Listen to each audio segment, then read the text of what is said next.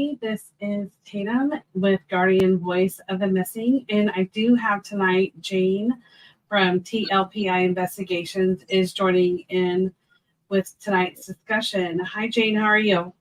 Hi, I'm doing fine, thank you. Good. Let us know, you guys, if you are out there.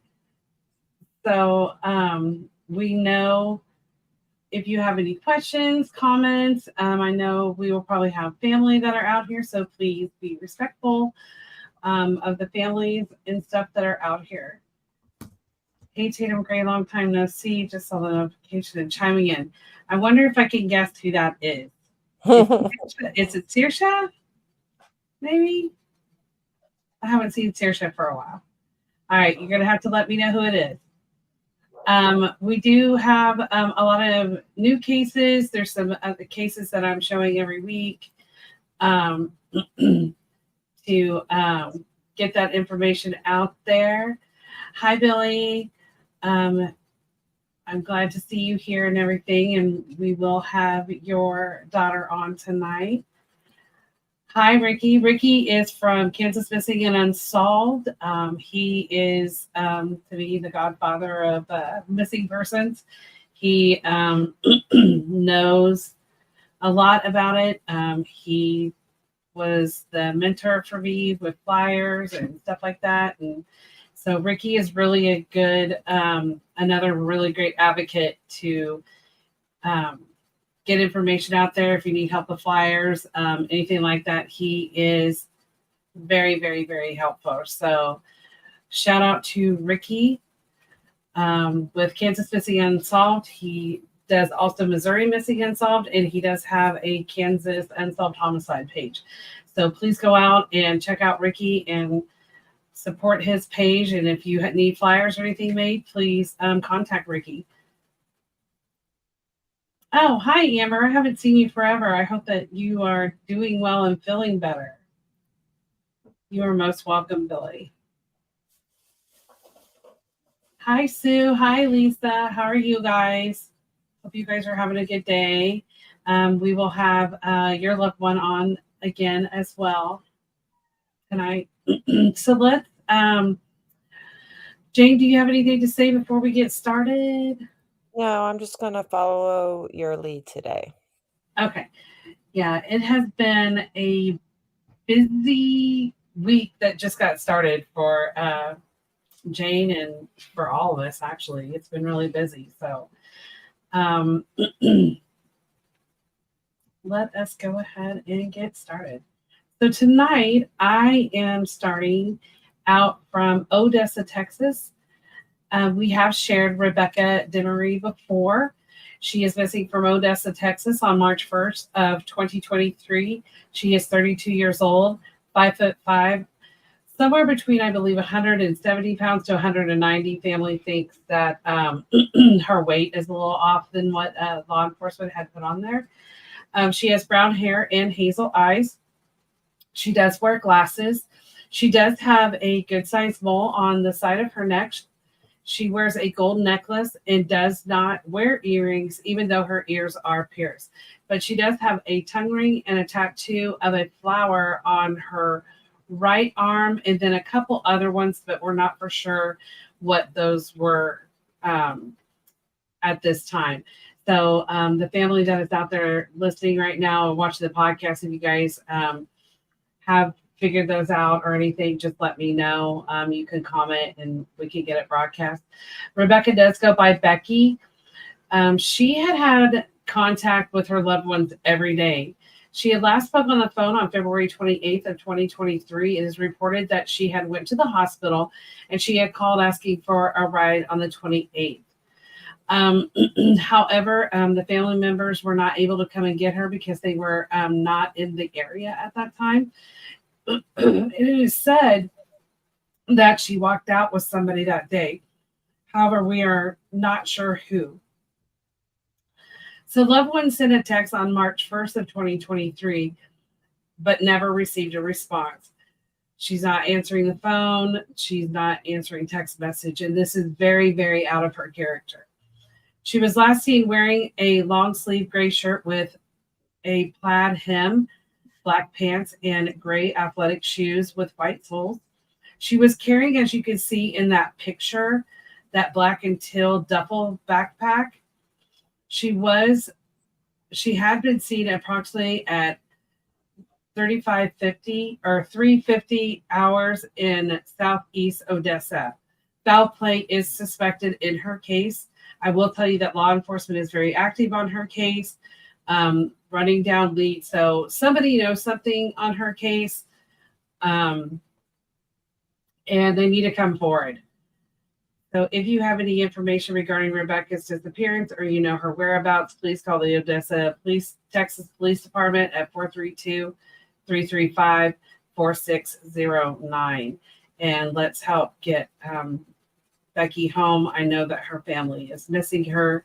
And one of the hardest things that I've heard this week, again, from my families, is the fact that, where you talk to your loved one every day, you've always had contact, and then that contact stops.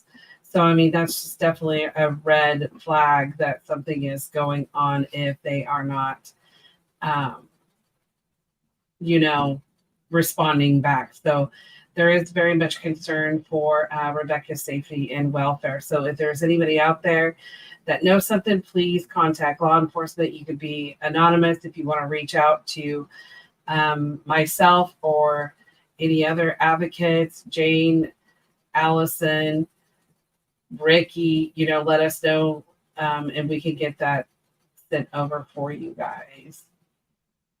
You're most welcome, Faith. I did have Tito on last week, but his flyer is definitely up and moving around. So it's nice to see you. I'm glad you could join the show. Yeah, hi, Faith. Faith does know Jane. And there's Allison checking in from Daily Missing Persons Report. Definitely want to get a shout out to Missing Persons Reports nationwide. They have a page for every state, and also 2 main pages, Puerto Rico, Canada. So Allison is really good about getting information out. We work together. She's a huge support for me. I'm a huge support for her. She supports Ricky. She likes to share Ricky stuff around. So some really good team of advocates are on tonight. So I'm glad that you guys are out there. Please say something if there's anything you guys want to share or offer as advocates out to the families and the loved ones and the people that are watching, because I definitely want you guys to know that there are some really great platforms out there. There's some really good advocates out there, and they're willing to help and get your information out there. Thank you, Allison. You always make me blush a little. Hope you guys are having a good night. And Jane, if there's anything you want to fill in, let me know on any other cases. Oh, so this, okay. This case is a case that I have shared before. It is a very active case from 2019. This is Andrea Michelle Knable. She is missing out of Louisville, Kentucky on August 13th of 2019. In fact, the 13th was the 4-year anniversary of her disappearance. She was 37 at the time of her disappearance. She would now be 41, 5'7", 180 pounds, brown hair, and hazel eyes. One thing that I want to point out about Andrea that was very special about her is she was a fellow missing person advocate. She was very active in helping find missing loved ones. And so it's always concerning when an advocate, just anybody goes missing, but she was a missing persons advocate, and she was very, very active with finding missing loved ones. She did at the time have blonde highlights.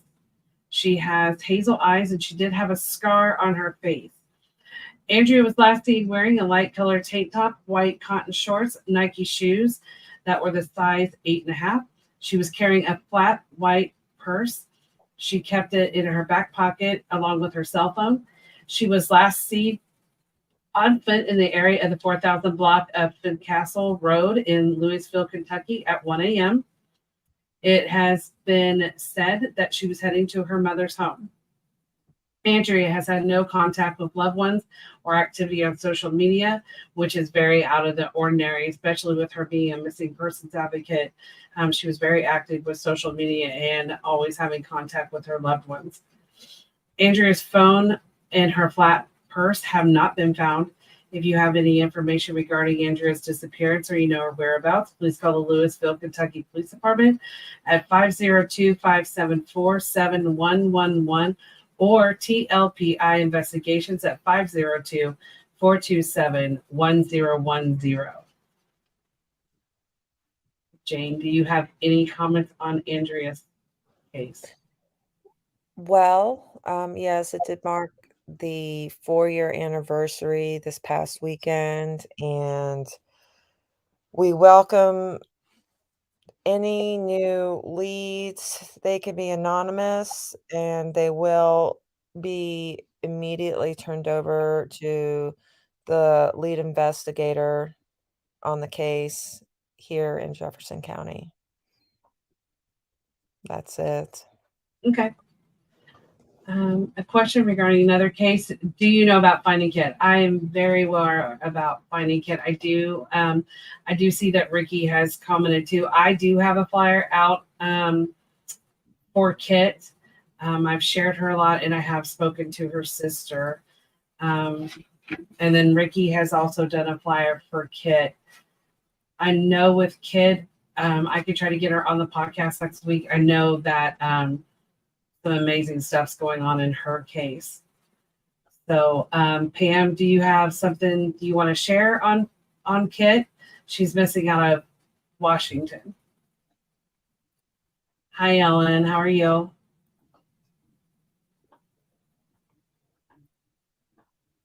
Thank you. Yeah, I definitely followed Kit's story. Yeah, when I came across her case, she definitely want to be a voice for her. So I'm really happy to see all the movement. She's been getting some news media and podcasts and interviews and just tons and tons of help on her case. So I'm really glad to see that. All right. So this is, I do have two ladies behind me tonight. One is a case that I've been aware of for a long time. I have updated her flyer. We are going to share hers. This next case is a new case, and I wanted to get this out and share. This is a new flyer that I just made for her, and I've spoken with her family. This is Ashley Lynn Towney, I believe is how they say their name. She is missing out of Federal Way, Washington on September 9th of 2022. She is 40 years old, 5'7", 175 pounds was kind of the guesstimate on her weight. Brown hair and hazel green eyes. She did have red highlights at the time that she was last seen, but she also has burn scars on her right hand. She does have mental health and substance abuse issues. Ashley is homeless, and she does have a history of working as a call girl in the area. Now, before I get too far about the fact that we put this out on the flyer, family felt that it was important. I felt it was important. One thing that I will say is there will be no tolerance for anybody saying anything negative about what some of the missing people's lifestyles were about. If they have mental health or substance abuse, I've had several families come to me this week that people are being negative. They're attacking them.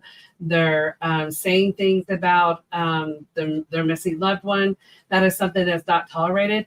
If any of you guys see across any of our platforms where you see people are being negative or derogative or attacking the families or attacking the loved ones, please let the admins know about it so we can get it quickly taken down. I can only speak for my page. I will ban you immediately if I find out that you're doing that, because there's just no tolerance for that.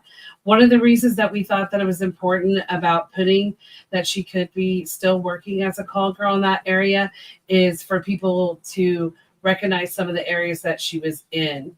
Also, if there's anybody that she may be affiliated with, if they have seen her or have any information, we wanted them to be able to come forward.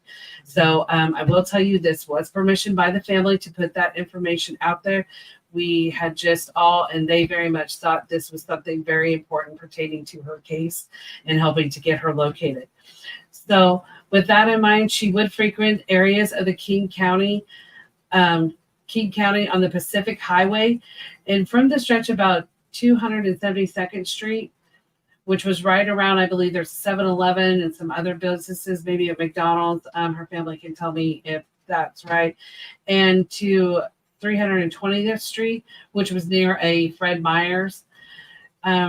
She was around other businesses in that area as well. Like she may go into the McDonald's or, into another convenience store or something. But the 7-Eleven in the Fred Meyer's area, most definitely. But from that stretch on Pacific Highway, that was someplace that she frequently could be seen. She was last seen by a loved one in June of 2022, and she had a text. Her last text with a loved one was September of 2022. She has always had continuous contact with her loved one. Always. It was never an issue for her to have communication. Her loved ones have concerns after her last text message as to what her mental state may have been that time, just because of certain things that she was asking and certain things that she was referencing. Family is very concerned for her safety and her welfare. She has no ID, no phone, and she normally travels on foot. Ashley could still be in the King County area, surrounding areas, or she could have traveled to Mexico. If you have any information regarding Ashley's disappearance or know her whereabouts, please call the Federal Way Washington Police Department at 253-835-8700. And I know that somebody out there has to know where Ashley is and her family. And Ashley, if you hear this or any of the missing CVs, please reach out to someone and just let them know that you're okay. That is the biggest thing that, families want to know that their loved one is okay. So you can reach out, contact law enforcement, contact your family, just let them know that you're okay. Because again, Ashley's another one of those individuals that had constant contact with her loved ones, and just all of a sudden it stopped. And that's just a very concerning red flag. Allison is saying, for anyone who is trying to get donations to Hawaii, I am being advised to buy supplies through Amazon. What is going on in Hawaii? Should I know what's going on in Hawaii? Jane, do you know what's going on in Hawaii? I have no clue at the moment. Okay. I'm not very good at keeping up on the news. I spend a lot of time. If it's not a missing person, I don't really keep up on it. So Allison let us know. That's good, Pam. I'm glad that that kid's got some really good active followers.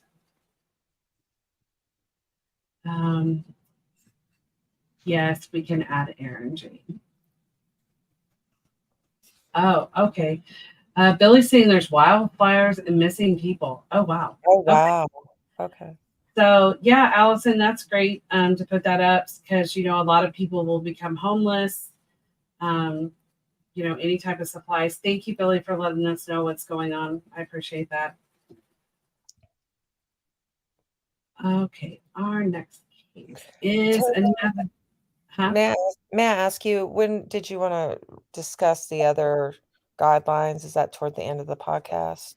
We can do it now because Okay. I think it's really important. It's came up with families. It's came up with law enforcement this week. Yes. And it's came up with a recent case. Yeah, I was working on. Yes. Right. You can begin. You want me to begin? Okay. Yes, So one of the biggest things that has came out recently, especially with talking with law enforcement, but also talking with the families, is kind of back to where we talk about, we try to protect these cases as much as possible, the chain of evidence, protecting the families from people attacking them, scamming them. I've had families just recently, be scammed out of money. They're being blackmailed by reporting agencies that are trying to get stories on their cases and stuff like that. So there's a lot of concern about what goes out in social media. So we've had some cases here recently that people are putting stuff out on social media that is not accurate, but also some of it is highly damaging to the cases. So I always want to tell families, and then Jane, I'm going to let you go over yours. Tell families you need to be careful. If law enforcement tells you something, you need to be careful what you're putting out on social media. That includes, friends, family, skepticism, because people do watch pages. So if someone could be involved with the missing, your missing loved one or anything out there, they could be following your page. Also, people releasing information out that law enforcement doesn't particularly, however they found out certain information, and putting that out there, that could be damaging to law enforcement's cases as well. So I'm going to let Jane kind of take over from here, but that's what we're talking about, because we have had people being threatened in certain cases. We have families that are highly upset because there's information coming out on the cases they didn't know.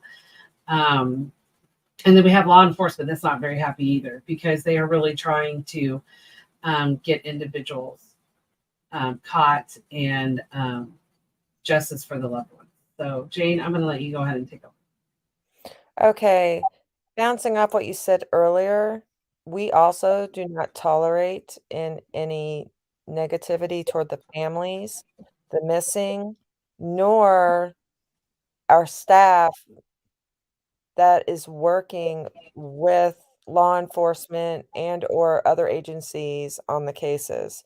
We keep a chain of evidence, and we do not reveal everything we find in any said case, and we will tell you why we are not releasing that information, because a lot of times it will ruin your case if you're looking to take it to court, if you're looking to sue, if you're looking to find a loved one. It can ruin the whole entire thing if you know something you're not supposed to know. If if somebody sends you a lead and you start releasing it to the public that, say, law enforcement, it had already been turned over to the law enforcement, or law enforcement doesn't know, they will get upset because they have to take in evidence and document it as it comes in and investigate it, and if it's out there that taints the lead. And with multiple people knowing and throwing their 2 cents in without any I mean, if you have evidence, turn it in privately. It's probably the best, and things that can be released that are open record will be shared, and it's always you can talk about theories and such, but it's just not a good idea. It's not a good idea to slam people on pages, because we will block you. We don't tolerate, interference in our investigations. We welcome, uh, all leads. We welcome anybody that needs help to contact us, and if you're wanting to help, we're very cautious now of who we accept help from. So we have been experiencing a lot of slander on many sides of across the page, on lives. We've seen slander on lives, on pages, and to families, to our investigators, to the police. And when we know for a fact that they are working on specific cases, certain people are, and we will not give out some names. We will not share to the public what we are not allowed to share, to protect the families, to protect the case. So, if there is something you have concern about and you feel you need to reach out to us, you can, But if we don't want to talk to you, if it's something aggressive, we will block you, and we will block you on our page. And if we have to, just don't even do it. And we're not trying to be mean about it. We're just saying we are trying to help people. That's what we do. We don't try to hurt people. Everything we do, we keep a record of. So, just to let you know, everybody is welcome to share anything with us and welcome to approach us. We are good listeners, and we take cases very seriously. We don't care if you are living on the streets or if you have a $6 billion mansion or what you do for a living. We don't care. So that's all I have to say about that. Um, Otherwise, let's just all respect each other, and that's it. That's Yeah. all that needs to be said. Billy was commenting that that has happened to her. People trying to get info, I thought would hinder the investigation. That, yeah, we had talked about that earlier. One thing is just being really careful to vet the people that are coming to you. I always try to tell people you could go out and check out my page to get, information to know if I'm legit.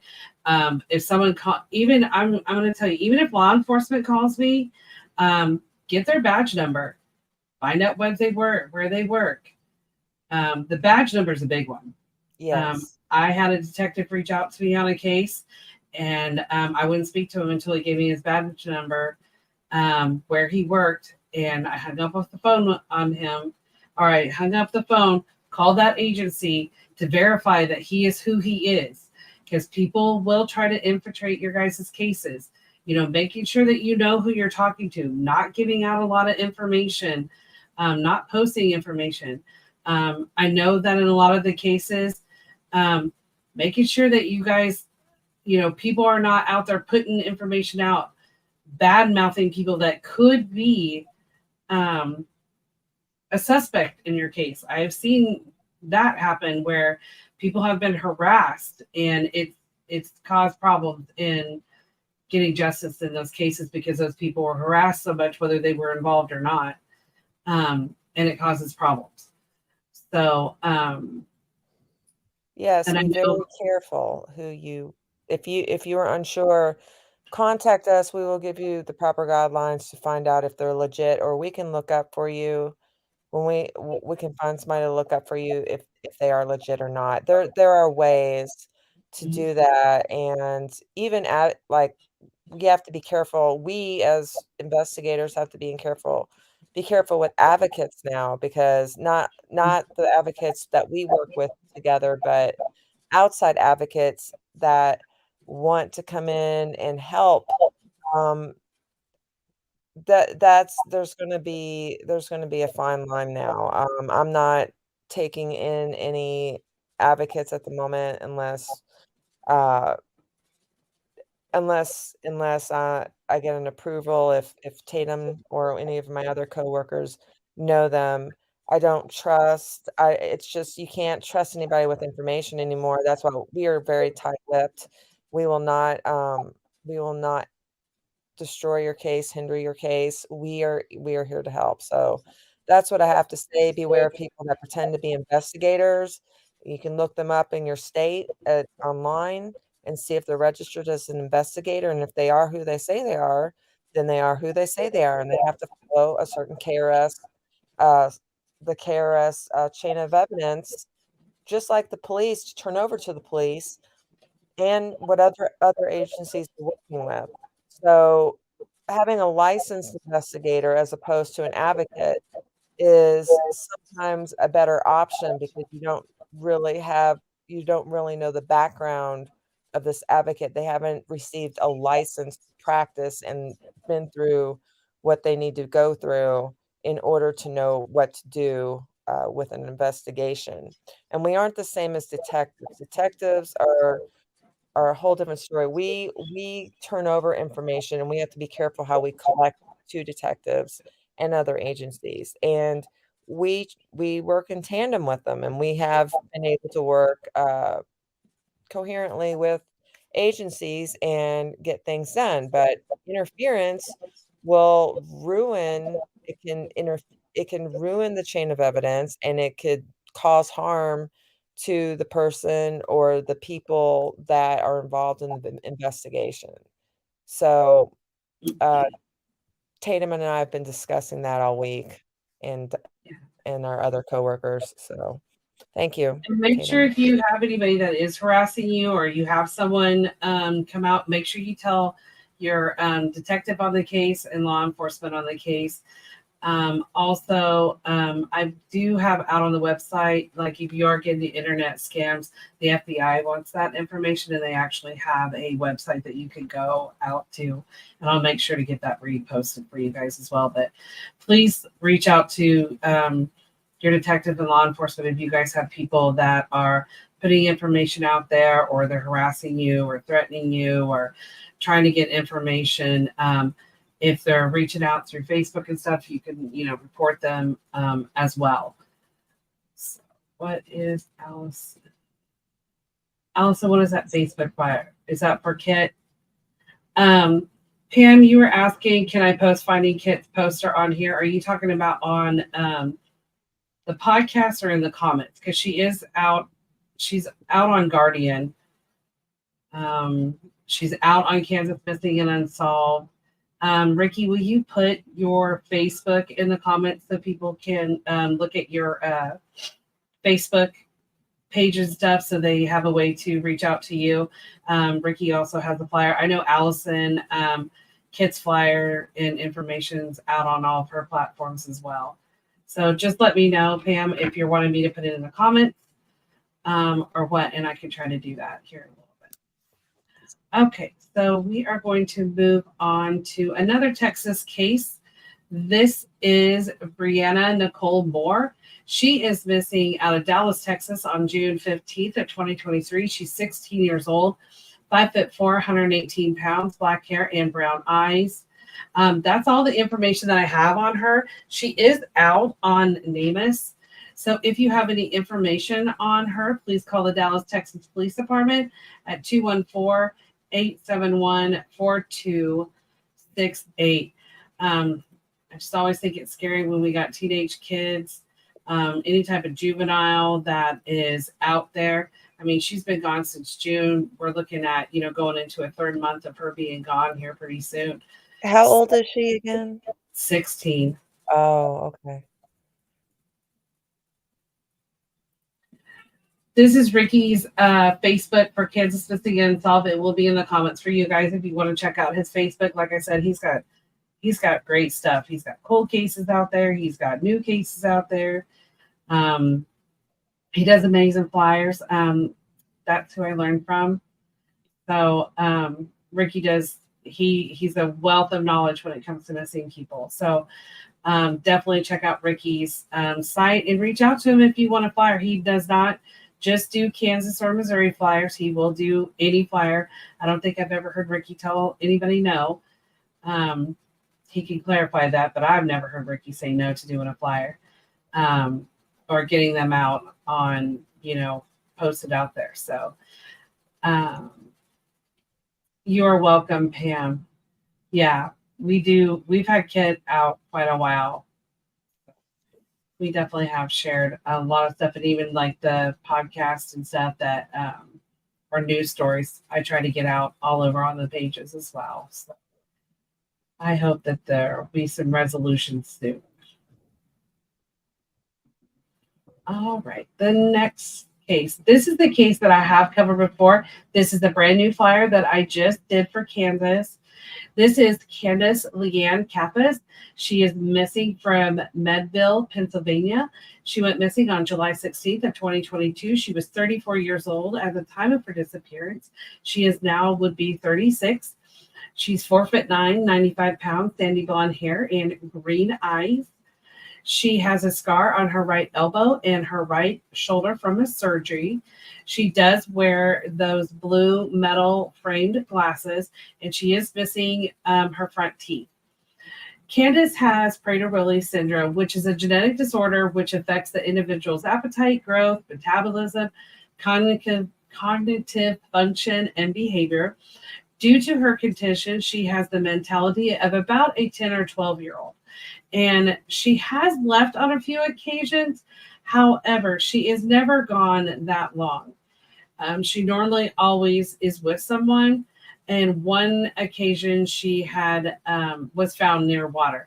I want people to realize that just because she has left before, this is part of her condition, that she may, walk off somewhere. But the biggest thing I want to point out with Candace's case is Candace has never, ever been gone this long. She may have been gone, I think her family told me maybe an hour or so, but it was never like a long period of time that she was missing.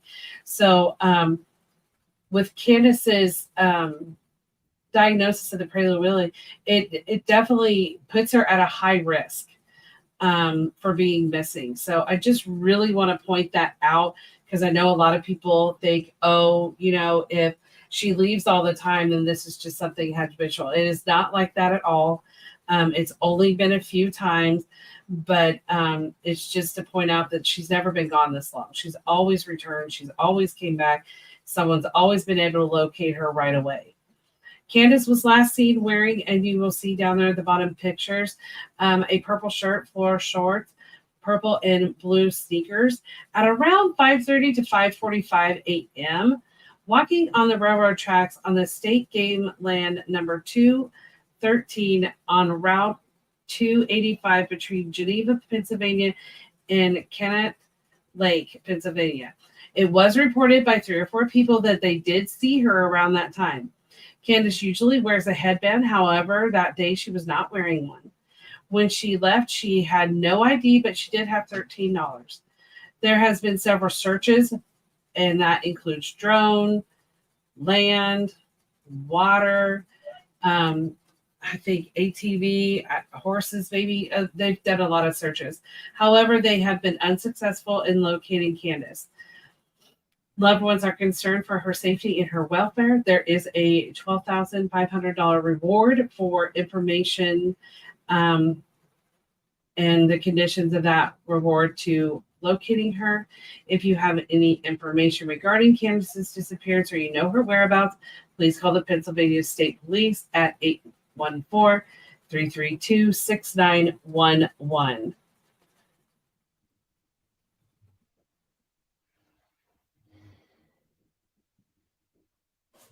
And I am definitely hoping that someone will see this. And if Candace is out there, if she sees it, reach out to your mom, reach out to any of us. This next case is Aaron Joseph Graham out of Lee Summit, Missouri. He went missing on June 16th of 2021. He was 35 years old. He is now 37, 5'5", 170 pounds. He is bald and has hazel eyes. He does have a scar on his left arm and above his right eye. There are very few details in his case. However, he has never been seen or heard from again. So if there's anybody out there that has more information about Aaron Graham, please reach out so we can get more information out on his flyer. If you have any information regarding Aaron's disappearance or his whereabouts, please call the Lee Summit, Missouri Police Department at 816-969-1717. And again, I'm really applauding law enforcement. They are blowing the NamUs side up on getting cases out there and even modifying some of these old cases. Ricky, I would mention to you that Vincent, who was the 5 months old that went missing out of Wichita, Kansas, they just updated and modified his case in NamUs as well. So there's a lot of old cases out there that they are updating. So this next case has 2 flyers. It is 2 people missing, same story, same situation. So I'm going to first start with Chance Lee Wackerhagen, he is missing out of Lockhart, Texas. Give me a second. I know the print is really small, but there is so much information on this case. He is missing with his father, who is pictured there below. His name is Lee. And give me one moment. I need to pull up something really quick.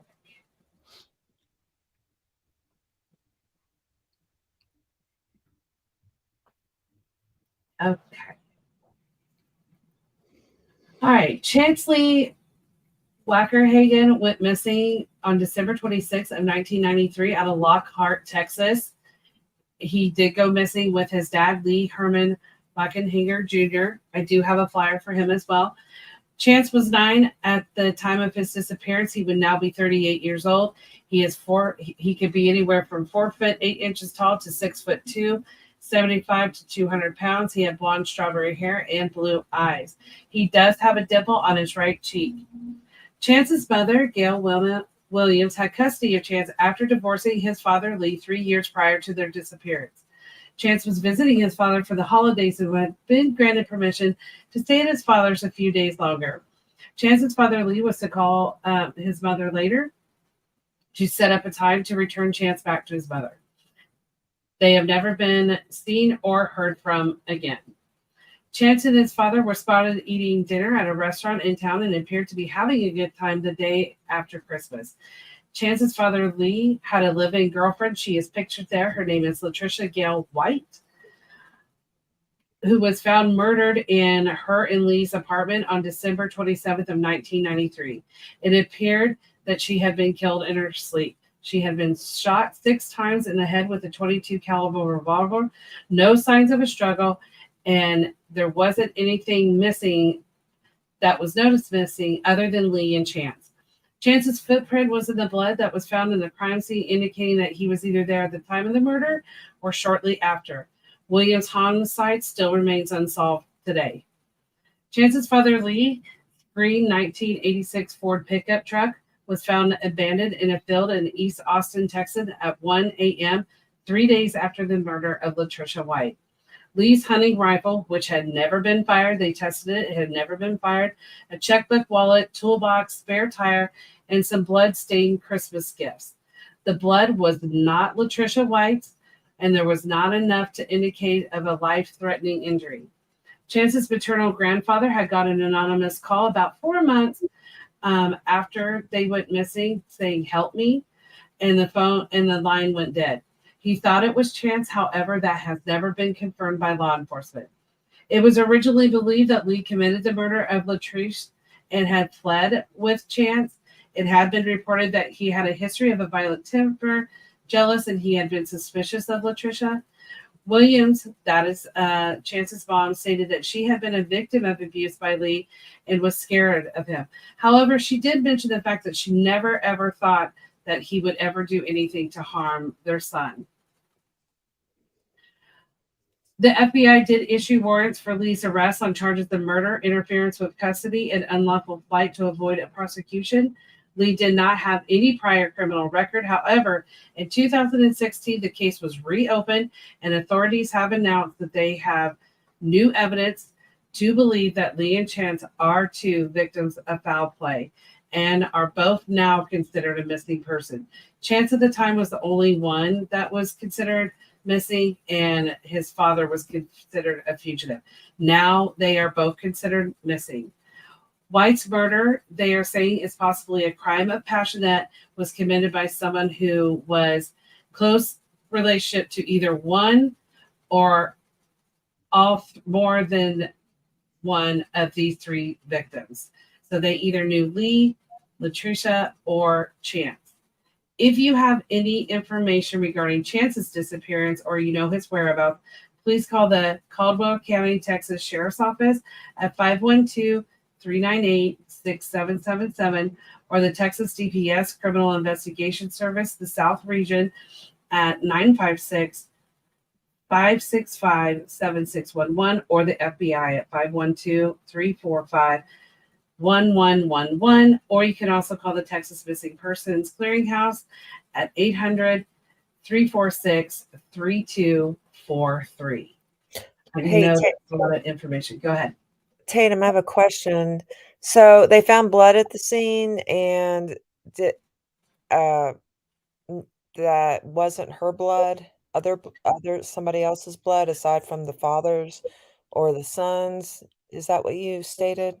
Okay, so the blood that they found on the packages that were in his pickup truck when they found it, away from, I believe it was in Austin where they found it outside of Austin, Texas.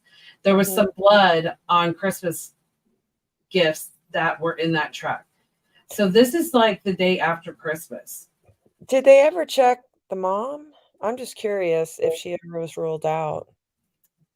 That has not been released. It has not been released whose blood it was. Oh, But okay. they I know was that it was not the girlfriend that was murdered. okay, They know it was not hers, okay. but they have not released that. But Okay.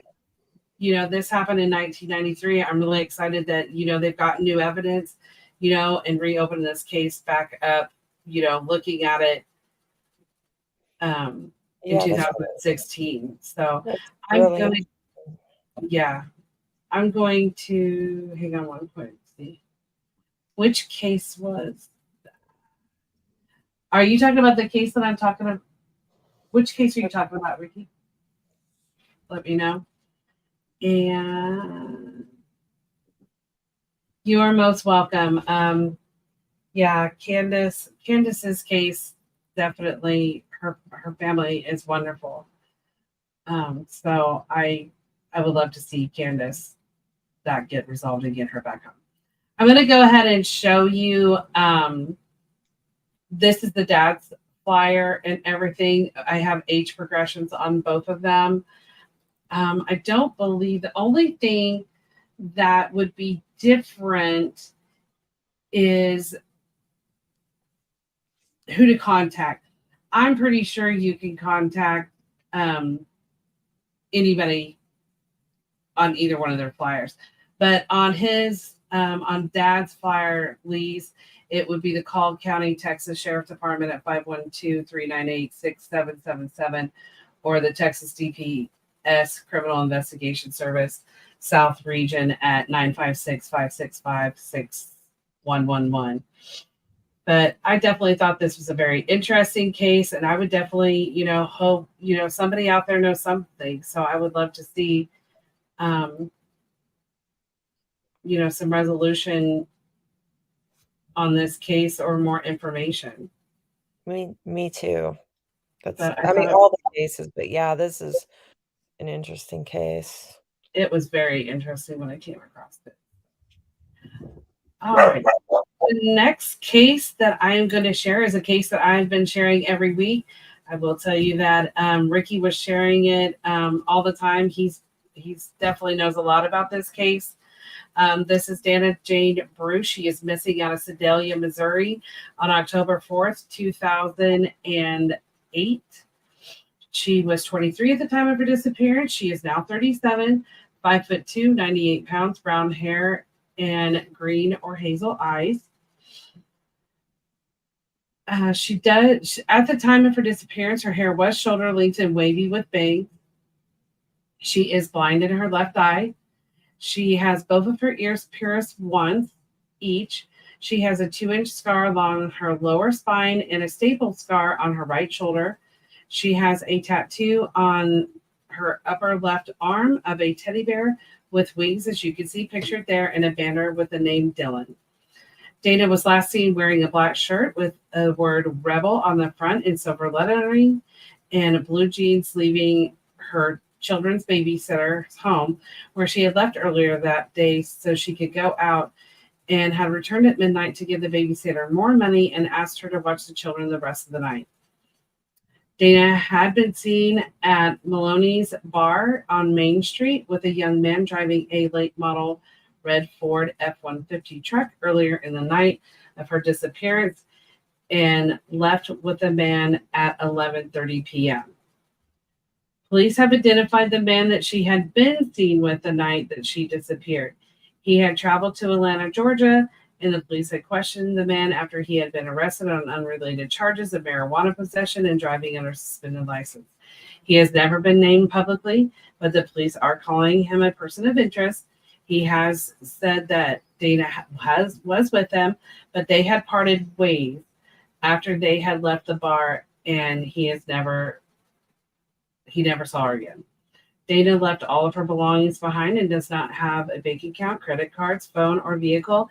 It is unknown if her ID was on her at the time. She was known as a devoted mother and would never leave or abandon her children. Foul play is suspected in her disappearance. If you have information regarding Dana's disappearance or you know her whereabouts, please call the Sedalia, Missouri Police Department at 660-826-8100 or 660-827-7823 or the Missouri State Highway Patrol at 573-526-6178. And I am going to share a new piece of information on Dana's case. Ooh, what is it? So we had the first gentleman in the red truck. There was a second one. Second truck, second gentleman. Second gentleman. So the first gentleman that she was with earlier in that night, that is not the gentleman that was with her later on in the evening. So were they in the same car? Or are you saying like she met with the first person and then there was another person in another car? That she left with. Yeah. So there was a second car and they have, Mhm. do they have the license and make, model of that car? That information is out there. Oh, it's out there? Mm-hmm. Okay. Well, I haven't looked at it, but thank you for that information. And I'm going to ask, because her loved one is on here, how much do you want me to share? Because I'm willing to share more. So I'm going to wait for her to answer, because there's a lot more to her case.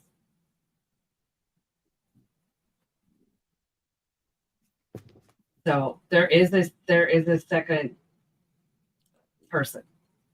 I hope there's actually more than one. Wait a minute. Okay. Are you saying more than two now?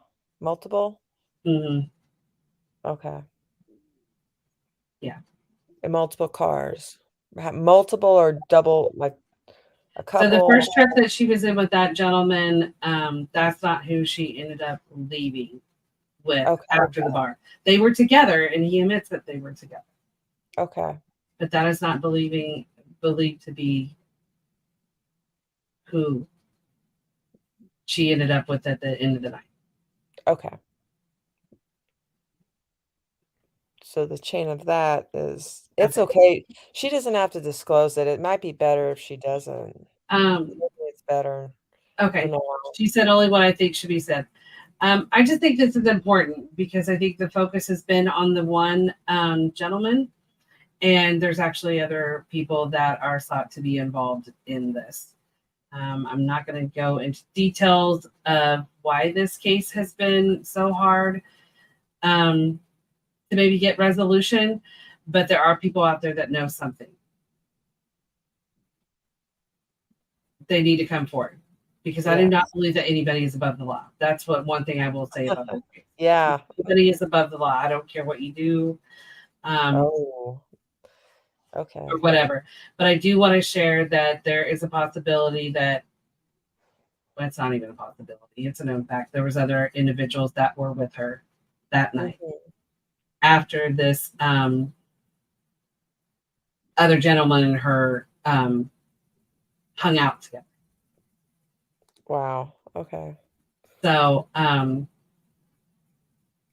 I'll probably later on release some more stuff. I'm going to talk a little bit more for family, but that we're trying to get more out on the case with her. So I wanted to start sharing little by little that the one gentleman was not one of the last people to see her. That's good to know. I mean, it's not good to know. It's good. That's good to know that there's new information that may lead to finding her. Yeah. Her family has waited long enough, I believe. You know, I feel for her children. Her children are grown now. So there'll be more to come on Dana, but I did want to share that tonight, that there's more individuals that are involved in this case than There's always just the one.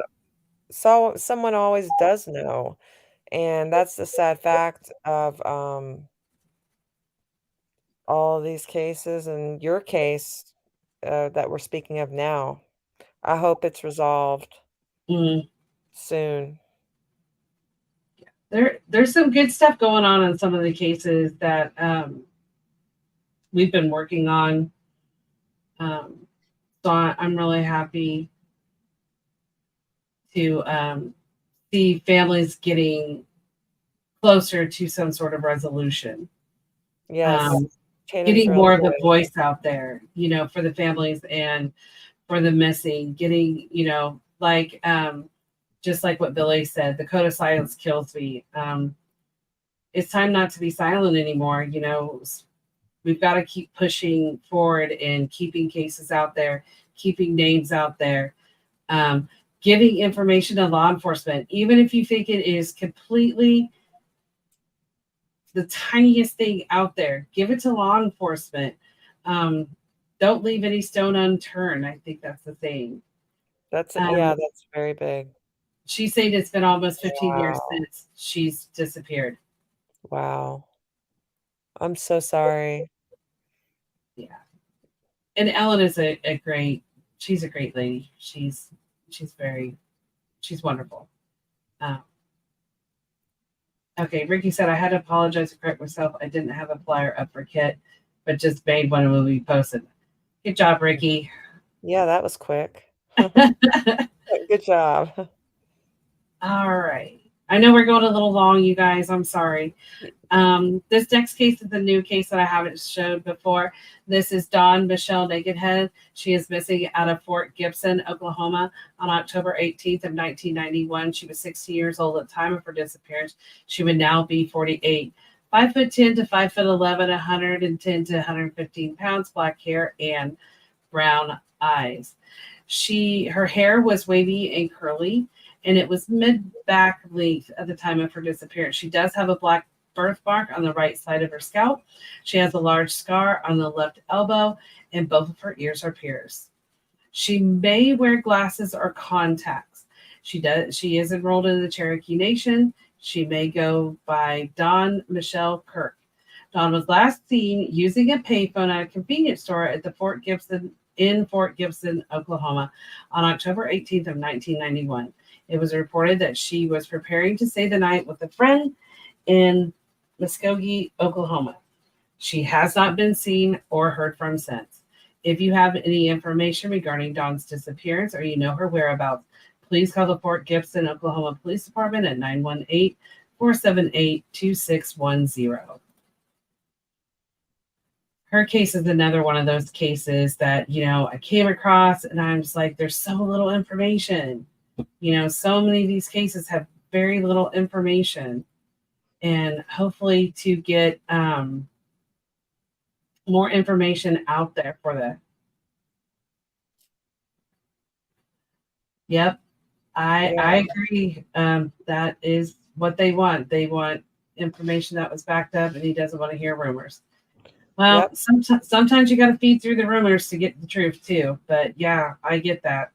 Definitely. Right. They want something concrete. Oh, sorry, Tatum. Go ahead. That he probably means that he wants viable leads with something to back it up, because we've been experiencing with some of our cases, a lot of people just jabbering things and not giving any proof to follow up on, so the detective can't do anything about it because there's nothing concrete to go upon. So yes, definitely, if you have something that could lead to something, evidence or to a location, turn that in, not just a rumor. You have to you have to be kind of specific, and usually the detectives they try to speak with the people that are giving the information, and it could be kept confidential. So, right. That. All right, I'm gonna move because we have, I think, We could 6 throw Aaron in there too. Yeah, I'm gonna try to throw Aaron in there. let me get through some of these. All right, so this next case, I've done a lot of older cases tonight, you guys.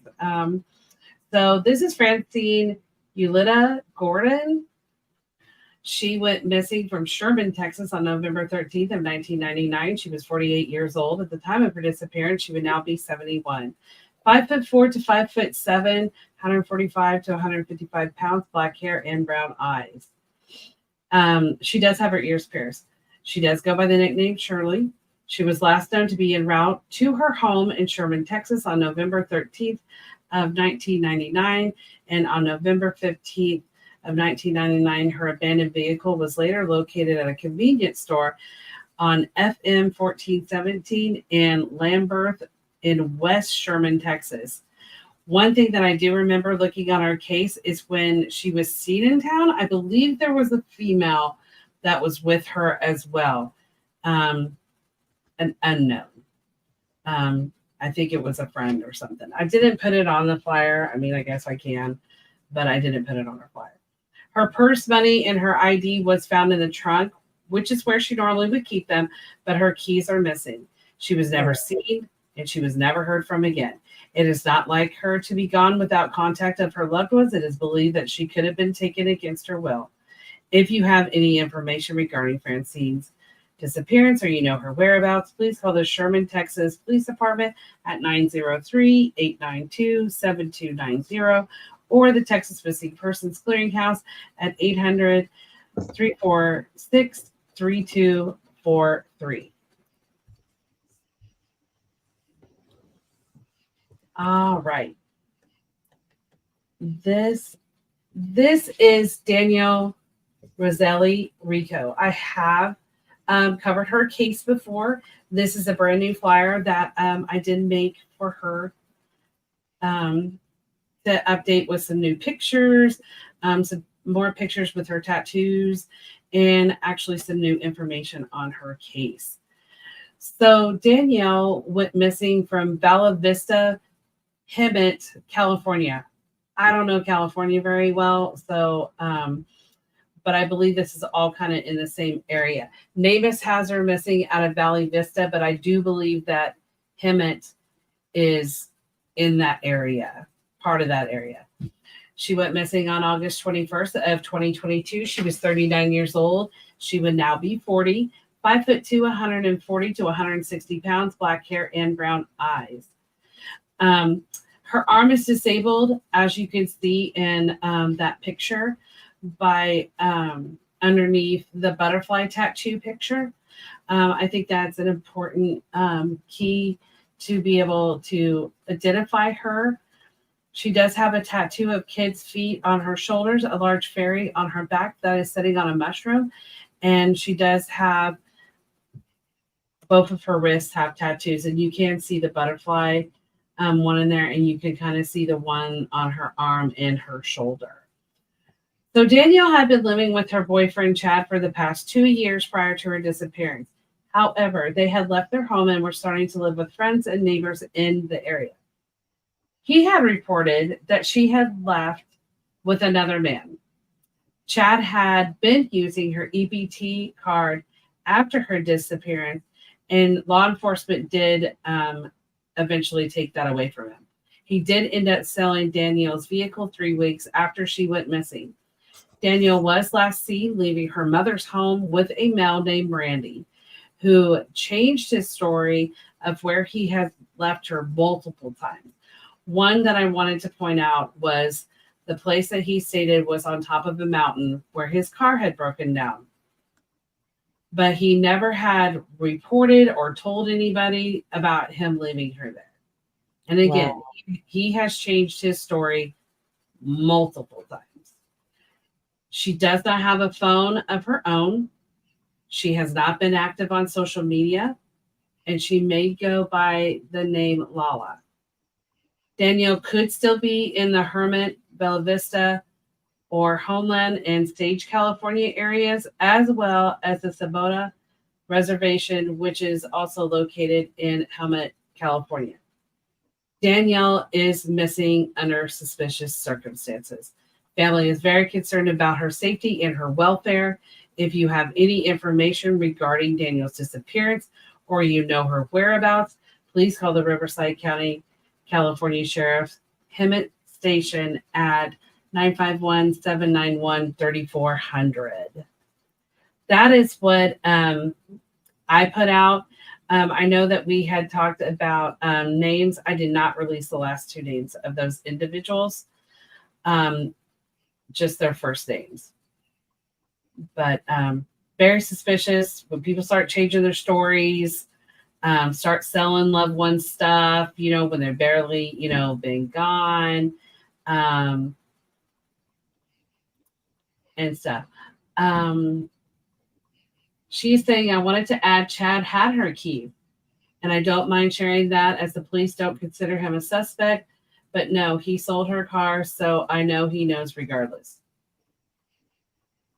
So the boyfriend, Chad, is the boyfriend that she had been living with, and he did have her keys and he did sell her vehicle. Why is that a common theme anymore with these vehicles? It seems to be in these cases. Mm-hmm. It just makes you wonder what was in that vehicle that maybe, I don't know. I find it suspicious when people start clearing out people's stuff and they've not been missing. Exactly. I do too. And like this other gentleman, the Randy guy, he had said the mountain one was a big key for me to hear that because, that's out in the middle of nowhere. How did she get back? How was he planning on her getting back? I can't imagine someone being like, oh, that's fine. Just leave me out here. I'm good. No, I don't. That's suspicious. Also about, I believe that he had said that he had dropped her off at someone's house. But I mean, he has changed his story many, many times. It was full and the person bought it, said it was empty. Do you mean like it was full of stuff? Her car was full of stuff. Is that what you're saying, Millie? Did they ever retrieve the car and do any forensics on it? And she's saying, yes, the car was full of stuff. Billy, did law enforcement ever find her car and do any type of forensics on it?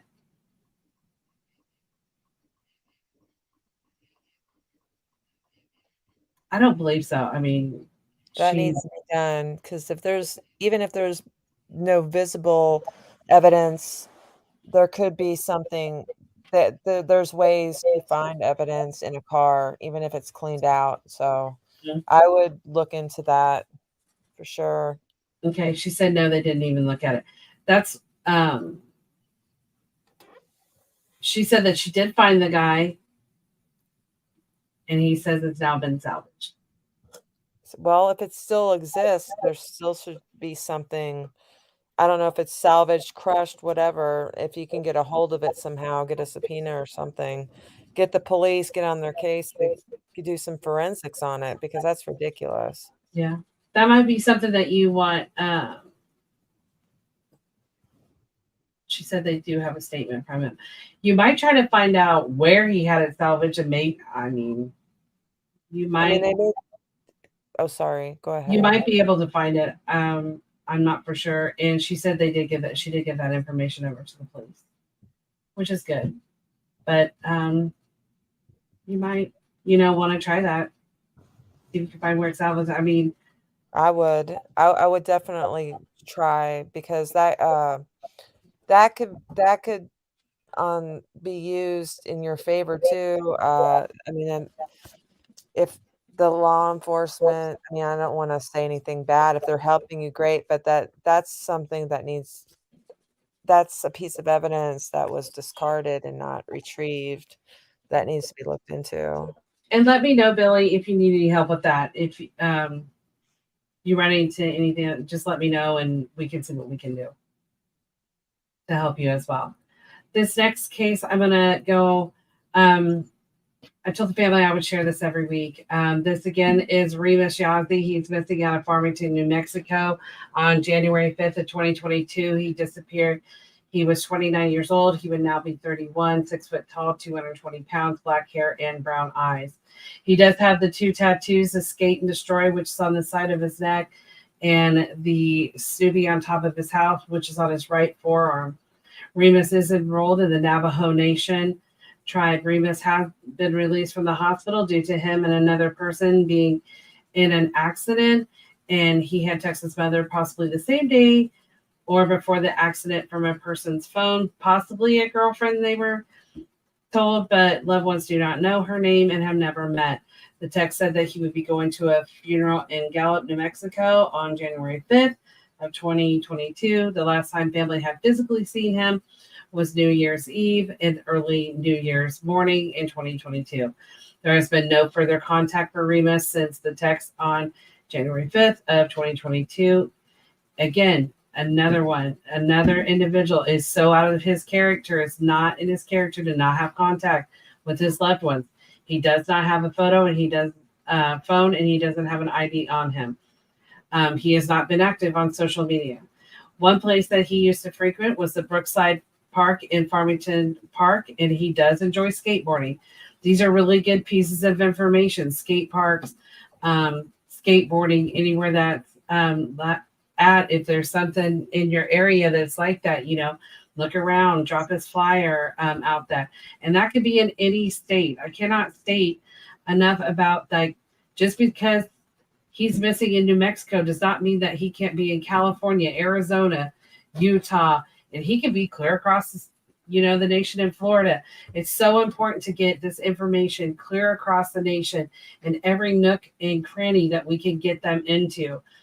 So that's something to think of, is sharing flyers, even if they're not from your state, and getting them out there. There has been multiple searches for Remus. One of the searches, a partial body part, a hand, was located. Law enforcement has confirmed that to be Yazie's. He is still considered missing. This is one thing that the family and law enforcement really wants to emphasize. They do not believe that he is deceased. They are still very much actively believing that he is alive. Just because they found his hand does not mean that he is not alive. And that is something that I want everybody to know, that law enforcement is not saying that he is deceased. They are saying that he still is considered missing, and he's still considered that he can be alive. And his family is the same way. That is something they really wanted me to point out when I share his information. So if you have any information regarding Remus's disappearance, or his whereabouts, please call the Farmington, New Mexico Police Department at 505-599-1070. I do not know if there's been any recent searches on him again, but I believe they were going to do more searches, especially since they had located that.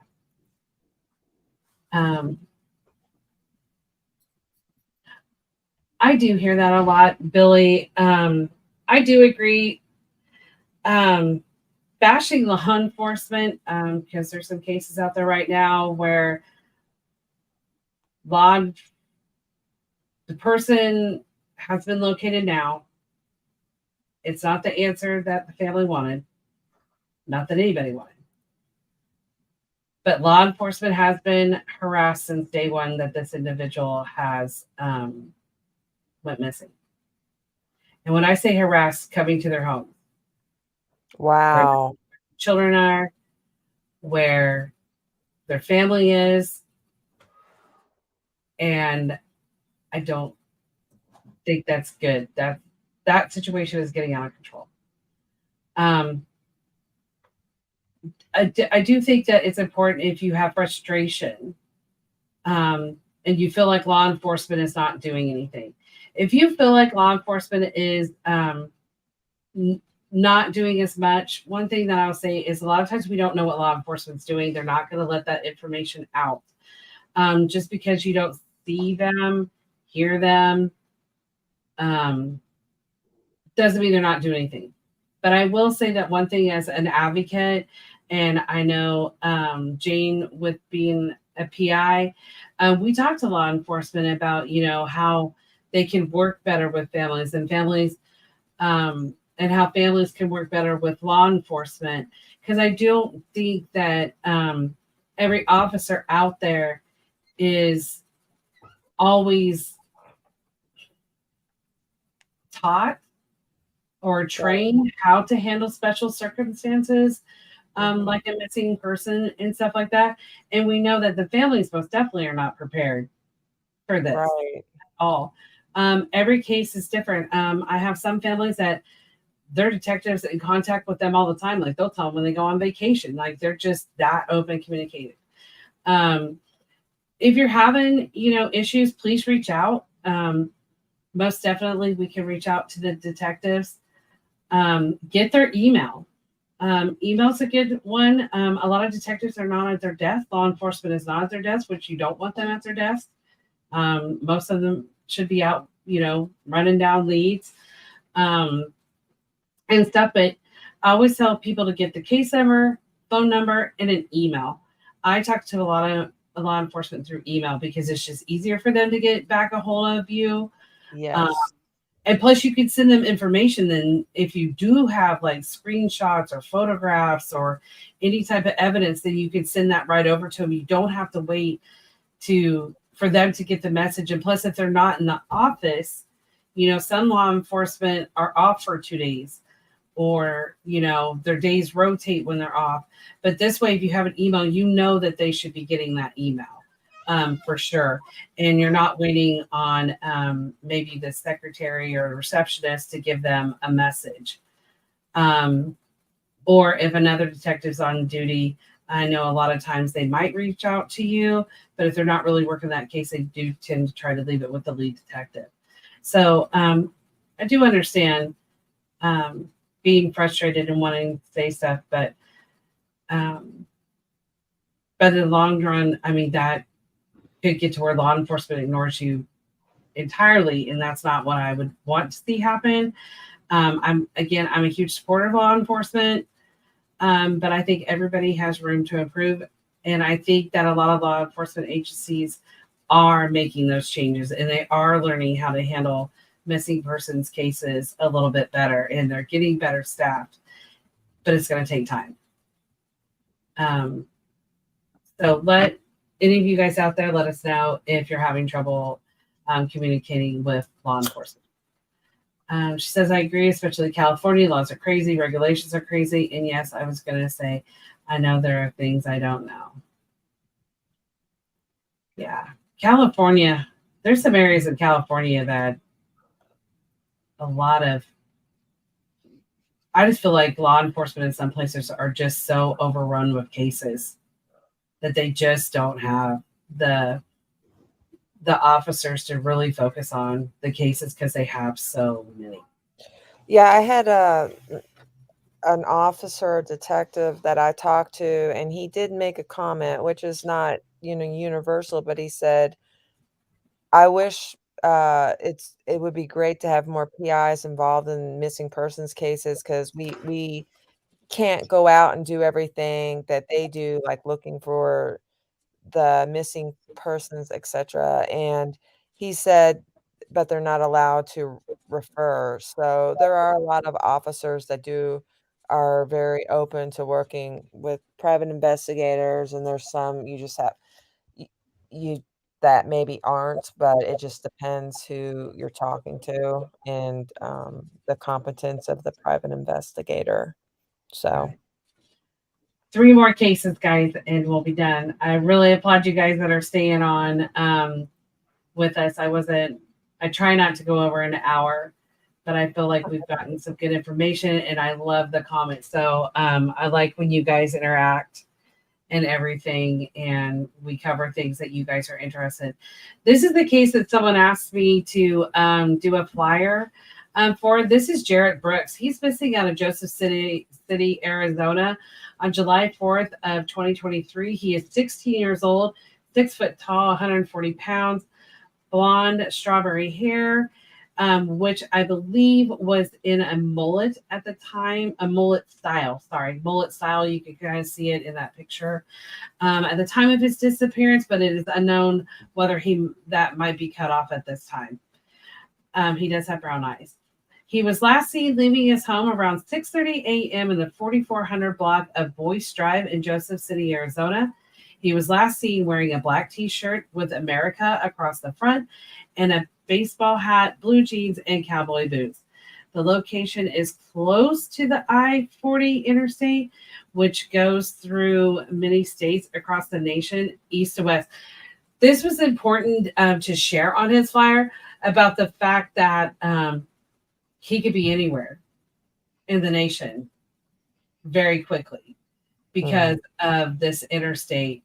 I believe it is the third longest interstate, and I think it's like 3,000 and some miles, I believe.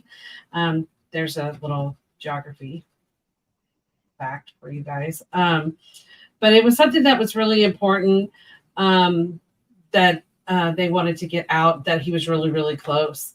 So, whether he was picked up by somebody, whether, they don't know. There has been extensive search of the local ranch where he had been potentially spotted, but was not located. There has been another report that he was seen in Winslow, Arizona, which is about 22 miles away from Joseph City, but that has never been confirmed. Law enforcement does continue to do additional searches and follow up on any leads. One thing that I will tell you guys, and I don't know if anybody else is following Jarrett's, I did see a home video from a Ring camera that has an individual that definitely resembles Jarrett. And it's at night, and he's watching a truck, and he's moving around this vehicle and stuff. As far as I know, it's never been confirmed to be him. Because I think what I saw or was told is that was in Colorado. So I do not know if you guys go out and look at his case, because they do have a Facebook page for him. That video is out there. But I have not seen that it's been confirmed that they think that is him. But the individual is wearing cowboy boots, jeans, and a t-shirt.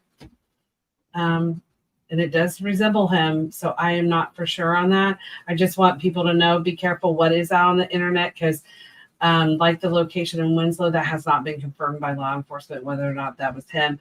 And I have not seen that video to be confirmed as well. I just don't want people running with it, but I thought I would share that in case someone sees that video. There is a $50,000 award offered by an anonymous donor for information leading to the safe return to either his family, Heartland Investigation, or law enforcement. If you have any information regarding Jarrett's disappearance or you know his whereabouts, please call 911 or the Navajo County, Arizona Sheriff's Department at 928-524-4050 or Heartland Investigations at 480-904-2628. So this is another one of those cases that law enforcement is involved, and they do have a private investigator that's working with law enforcement as well.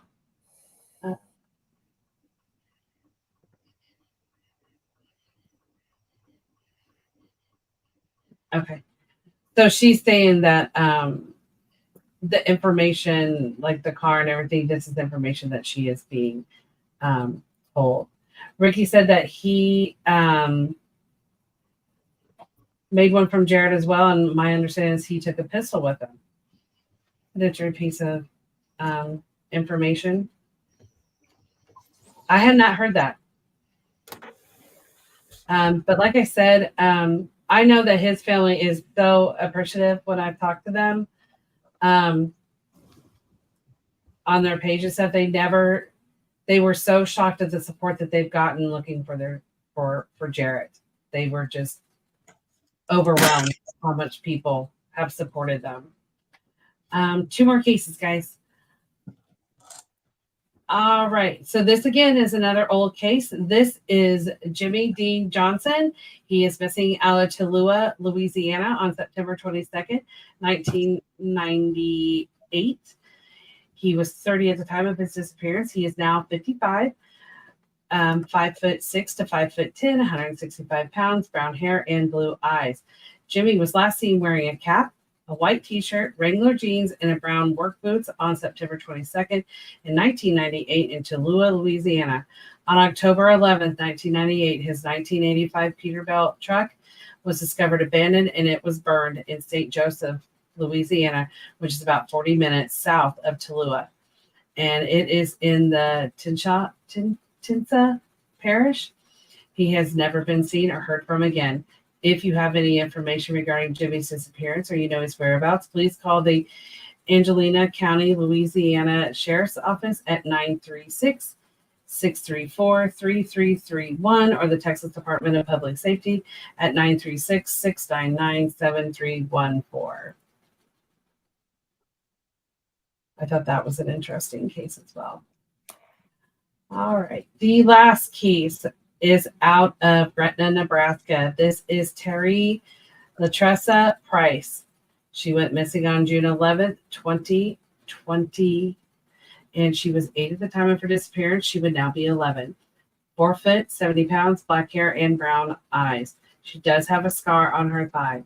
It is reported that Terry was playing with her mother, other children, and a dog on a sandbar in the Platte River in the Schramm Park in Gretna, Nebraska.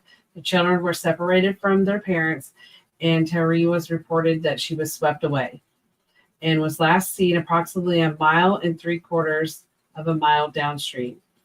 Terry has not been located despite many search efforts.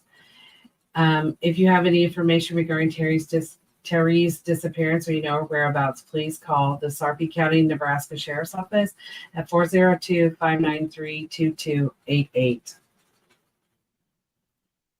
I know that her family, there's been many news reports and stuff on this case. So I definitely wanted to share that case as well because she is still considered missing.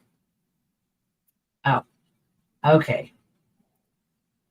I got to pull one more up. I got to pull Aaron Mitz up. Sorry, guys. That's okay. No, it's just that there's something new I needed to address, and I need to start resharing her flyers. Okay. Go ahead and start sharing it while I'm pulling her up. Okay, well, Erin Mintz originally went missing back in November of 2022. Her mom saw one of our podcasts. She contacted me. So I did a little digging. I found that she had been located in Dallas, or there was a police report in Dallas in December of 2022. So going forward this year, we were able to get in contact with her. And I had been in contact with her for a while and trying to get her home. And her mother went up there. We've been working with detectives to bring her home and get her back in the regular routine. Well, the police picked her up at an abandoned apartment. She went missing again. She went off the grid. Her phone was stolen, but she did still have contact with me. But then after the police picked her up, they did not hold her. She had an MIW. They did not hold her. There's some conflicting laws over there, so I won't go over that. But the fact of the matter is she is missing again, and now the phone number that I was originally speaking with her on, a man is answering now, and that is concerning. So she should be in the Dallas area. She should be somewhere near the train station, maybe in the Ledbury area. If you see her, I would contact me or contact missing persons, contact the police, to make sure that she's okay, or if you know her whereabouts, contact me, or missing persons, the police. The report is on uh, Tatum's flyer, but at this point, she's considered endangered. We haven't been in contact with her, and it does have us worried. So that is the update on that. We found Okay. her, she's gone again, missing. All right. Um, we'll get together and I'll get her flyer updated again. I Thank think you. it's important for us to get Uh, that updated as well. Thank you. Uh-huh. And I wanted to read this comment. Billy says, it breaks my heart so many years with no answers in these cases. I do not wish this on anyone. It's horrible. I agree. Absolutely. I don't know if Faith is still on here, but Faith had shared something on Guardian that she allowed me to share on a podcast once before. And hopefully, if she's still on here, I might reach out to her as well. I would like to reshare her how she talks about her missing loved one and how being in this group is not a group that you want to be in, having a missing loved one. And it was really positive, and I think it was very supportive for other families to hear it as well. So I will try to get with her, and maybe I can share that on the next podcast with you guys. But one thing, again, the families, you guys are amazing. You guys don't need to apologize for anything. A lot of our families will apologize and stuff. My biggest thing is I don't want you guys to ever think that you're alone. You know, I know it feels that way sometimes. I get told by families and loved ones all the time. I know Ricky's heard it. I know Allison's heard it. I know you've heard it, Jane. You know, the other advocates that are out here on there. You know, we want you to know that we are here for you. I hear from some families every day, you know, if you're having a bad day, you just need someone to listen, you know, we're here for you. If you're struggling with law enforcement, let us know. Don't ever feel like there's no hope. There's many cases being solved right now. There are people getting identified from 40, 50 years ago. There's cases that are getting solved, people justice being served. Just know that you're not alone. We are always here for you guys. I know we ran like late, like 30 minutes late. Wow. We were talkers tonight.